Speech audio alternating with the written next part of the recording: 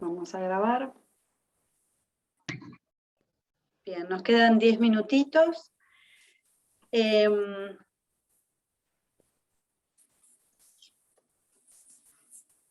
Vamos a ir al formato de presentación.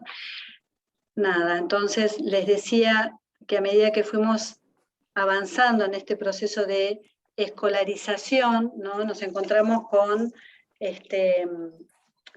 diferentes cambios que se fueron dando, obviamente, hacia el interior, por eso la lógica del encierro, hacia el interior, con políticas educativas, hacia el interior de las instituciones educativas que impactan fuertemente en los procesos sociales.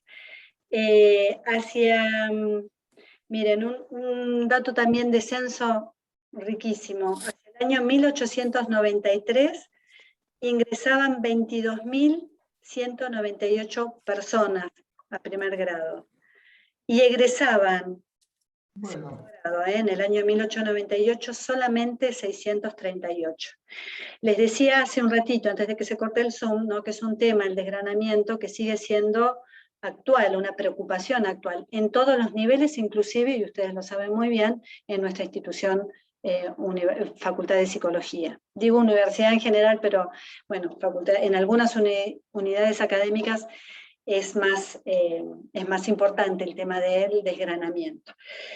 Lo que empezó a suceder, ¿no?, ya por la década del 50, con diferentes políticas realmente educativas, digo realmente, no con cuidados hacia el alumnado en general, ¿no? Año 1955, un dato muy interesante de promoción de primaria a secundaria, es decir, hacia el ingreso de escuela secundaria, un 65%, ¿sí? Estamos hablando, ¿no?, de un gobierno peronista con mucha preocupación puesta en las políticas educativas. ¿Por qué? Porque había una gran preocupación también en todo lo que tenía que ver con el cuidado hacia las infancias. Ya en la década del 70 ocurre, ¿no?, podríamos decir una inflexión, ¿no?, un antes y un después, en cuanto a materia de política educativa, política cultural y política económica, ¿sí?, de la mano de el último de la última dictadura cívico-militar, ¿no?, en donde hay un deterioro importantísimo a nivel académico, ¿no? Por eso le decía, es un antes y un después. Hay un deterioro en lo académico a nivel cuantitativo y a nivel de experiencia escolar en términos de democratización. ¿Por qué? Porque se expulsan docentes, porque se censura determinada bibliografía, y además es en esta etapa, por primera vez, ¿no?, hasta ese momento teníamos un sistema educativo común. A partir de esta etapa lo que empieza a aparecer es lo que se conoce hoy en día como la fragmentación escolar. ¿Por qué? Porque empiezan a aparecer instituciones educativas para una determinada élite, ¿no?, para determinada clase. Es la primera vez en nuestra historia donde empieza a ocurrir que primaria o secundaria, ¿no?, hay instituciones de orden privado, no religioso, privado, donde empiezan a concurrir la élite, ¿sí?, o determinadas élites. Ahí se empieza a fragmentar nuestro sistema educativo. Y en esta fragmentación empieza a ocurrir, a partir de esta década del 70, lo que se denomina, Tenti Fanfani lo denomina, vamos a nombrar al autor, se los puse allí, la despedagogización de la escuela. Esto obviamente fue avanzando, ¿no? Hacia la década del 90 esto se pronunció más fuertemente, pero de la mano de la lógica del mercado. Y hoy en día sigue siendo una deuda, ¿no?, de los gobiernos que tratan, ¿no?, de desarrollar diferentes políticas educativas que son de orden pedagógico, ¿no? Son políticas pedagógicas educativas que ya se las he mencionado anteriormente. Yo me voy a centrar un poquito respecto a estos procesos de fragmentación, ¿no? ¿Por qué? Porque los procesos de fragmentación en donde hay escuelas para determinadas clases sociales se hacen a medida que pasan los años cada vez más fuerte, ¿no? Y esta fragmentación, lo que nosotros observamos es que hay una serie de escuelas que son las escuelas que van respondiendo a demandas sociales, a comunidades vulneradas, ¿sí? Empiezan a responder a estas demandas que ya la mencioné anteriormente, Guillermina Tiramonti, la denomina las demandas de contención, ¿sí? Donde se empieza a demandar.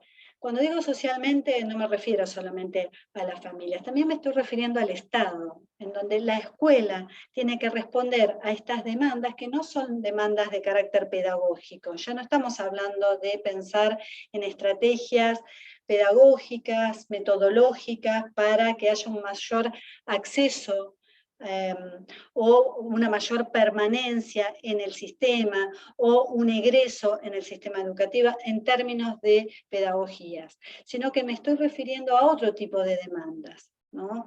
He escuchado decir a familias en donde sus hijitos, esto me refiero hace unos años atrás, donde sus hijitos están enfermos y dicen, prefiero llevarlos a la escuela aunque tengan fiebre porque hay calefacción y en casa no la hay y temo que se enfermen más. ¿Sí? Hay una demanda de contención a las escuelas, en donde las escuelas van respondiendo cada vez más, ¿no? Y cada vez más lo que se produce es esta suerte o no suerte de fragmentación, respondiendo, abriendo, ¿no?, la escuela a estas demandas de la comunidad y respondiendo a las mismas en donde se las denomina que son frágiles o son débiles en términos pedagógicos, ¿sí? Por eso hay que pensar hoy en día en cómo fortalecemos desde lo pedagógico a estas escuelas que han ido dando respuestas a estas demandas sociales porque era necesario, porque era fundamental para producirse luego lo otro, ¿sí? Bien, yo lo voy a dejar, porque no tenemos mucho más tiempo, se los voy a dejar en el campus, perdón. Algo que me pareció interesante, que es lo que ustedes pudieron compartir en el campus a partir de la consigna que les había dado, ¿no? Esta consigna que es que los invitaba a participar del foro, ¿no?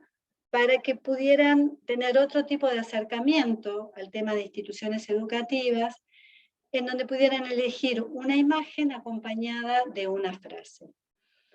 Y a mí me pareció, los iba leyendo, ¿no? Y me pareció súper maravilloso lo que iban compartiendo, porque algunos iban compartiendo cuestiones referidas al sentido de pertenencia, algunos subieron la escuela, sus escuelas, y se notaba porque iba acompañada de una frase muy fuerte, muy potente.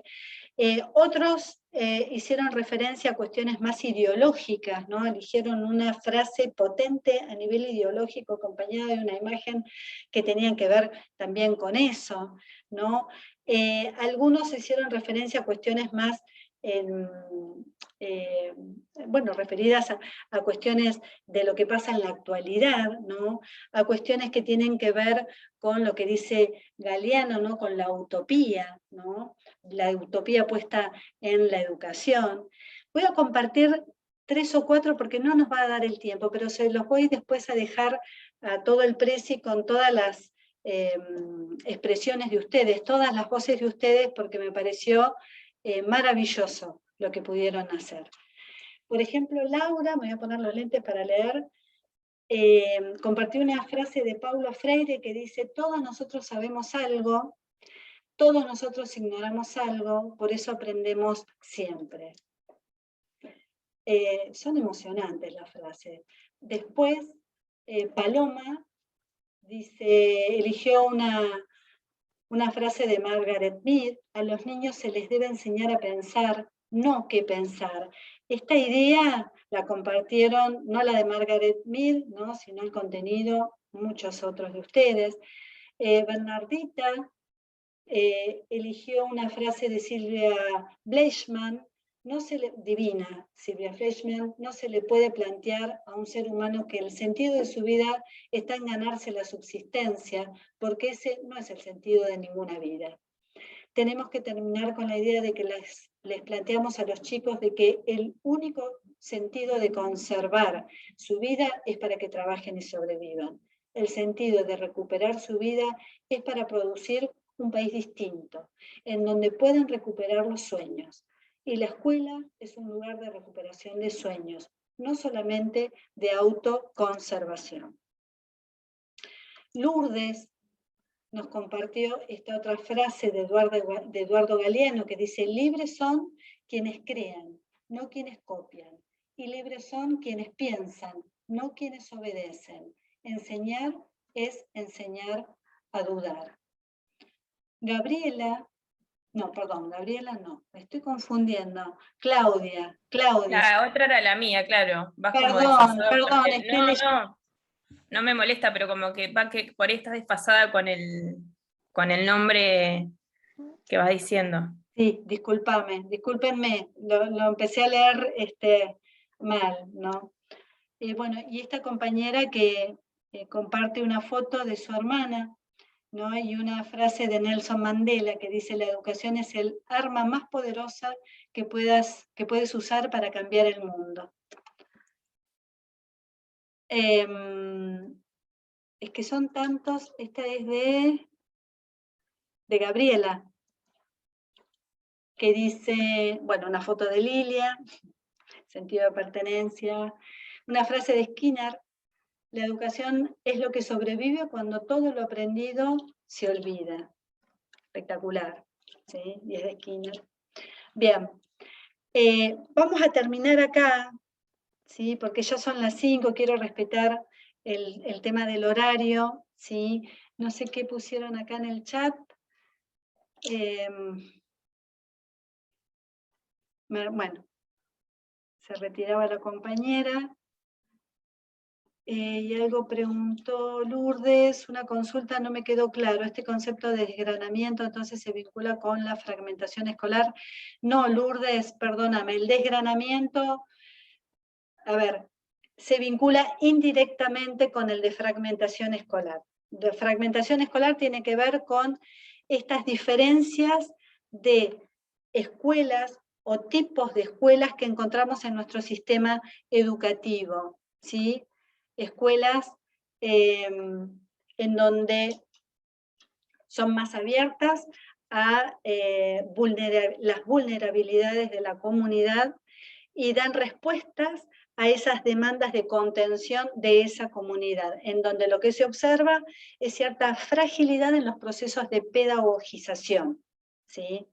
Y hay otras escuelas en este proceso de fragmentación, escuelas para, ¿no?, personas que no tienen dificultades, ¿no?, en el orden de las vulneraciones básicas, ¿no?, de cuestiones básicas.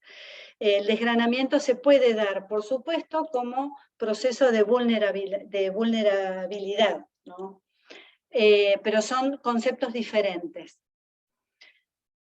Bueno, vamos a terminar acá. Yo les voy a subir esta clase y les voy a subir el presi. Y bueno, nos encontramos entonces el otro jueves. No terminamos el desarrollo de la clase, voy a ver si les hago una síntesis cuando comenzamos con el nuevo tema que va enlazado a lo que estuvimos trabajando hoy.